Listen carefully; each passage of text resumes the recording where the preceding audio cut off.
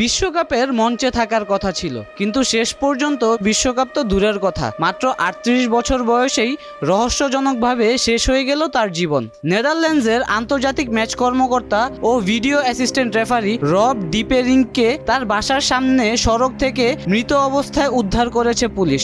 মৃত্যুর কারণ এখনও আনুষ্ঠানিকভাবে জানানো হয়নি, চলছে তদন্ত। ডিপেরিংক ২০২৬ বিশ্বকাপে দায়িত্ব পালনের জন্য নির্বাচিত হয়েছিলেন, কিন্তু গত এপ্রিলে লন্ডনে এক কিশোরীকে যৌন নিপীড়নের অভিযোগে গ্রেফতার হওয়ার পর ফিফা তাকে রেফারি প্যানেল থেকে সরিয়ে দেয়। পরে ব্রিটিশ পুলিশ তদন্ত শেষে পর্যাপ্ত প্রমাণ না পাওয়ায় মামলাটি খারিজ করে এবং তার বিরুদ্ধে কোনো অভিযোগ আনে না। এরপরও ফিফা তাকে বিশ্বকাপের রেফারি তালিকায় ফিরিয়ে নেননি। ডিপেরিংক নিজেই বলেছিলেন, নির্দোষ প্রমাণিত হওয়ার পরও বিশ্বকাপ থেকে বাদ পড়ার সিদ্ধান্ত তাকে মানসিকভাবে ভেঙে দিয়েছিল। ২০১৭ সালে শীর্ষ পর্যায়ে রেফারিং শুরু করা এই ডাচ কর্মকর্তা ৮৪টি এরোডিভিসি ম্যাচ পরিচালনা করেছেন।